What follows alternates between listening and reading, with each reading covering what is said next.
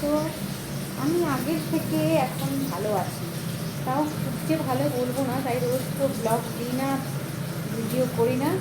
আজকে আসলাম। হ্যাঁ, আর তোমরা মুখ দেখে হয়তো বুঝতে পারছো অনেকদিন যে আগের মতো অতটা সুস্থ এখনো পর্যন্ত হয়ে উঠি।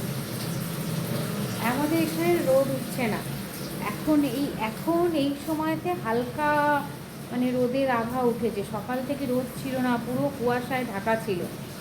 খুব ভালো ঠান্ডা আবার কালকে দুপুরের পর থেকে পড়েছে।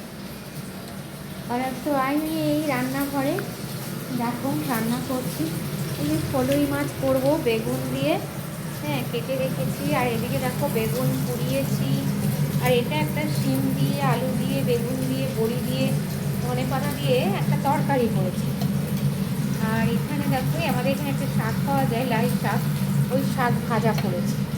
হ্যাঁ, আর এখানে তোমার ওই মুগ ডাল দিয়ে লাউ দিয়ে ঘন্ট। তো এই সব তুলে তুলে রেখেছি, এক জায়গায় করে রেখেছি। মাছটা হলেই হয়ে যায়। এদিকে সাদা ভাত চাপিয়েছি। তো অনেক দিন তোমাদের সবার সাথে কথা হয়নি, তোমরা সবাই কেমন আছো? অনেক দিন পরে কালকে আমি একটু বেরিয়েছিলাম বিকেলে, একজনের বাড়িতে গেছিলাম। মানে সে আমার পরিচিতই, ভালো বন্ধুই বলতে পারেন। ও ব্লাউজ বানায়। তো 26 তারিখে আমার একটা বিয়ের নিমন্ত্রণ আছে।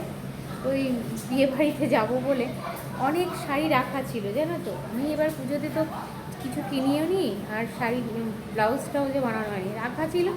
সেই শাড়ির থেকে দুটো শাড়ি কালকে গিয়ে ব্লাউজ বানাতে দিয়ে এসেছি। বলেছি একটা অন্তত 26 তারিখের আগে দিতে, তো বিয়ে বাড়ি যাবো পরে।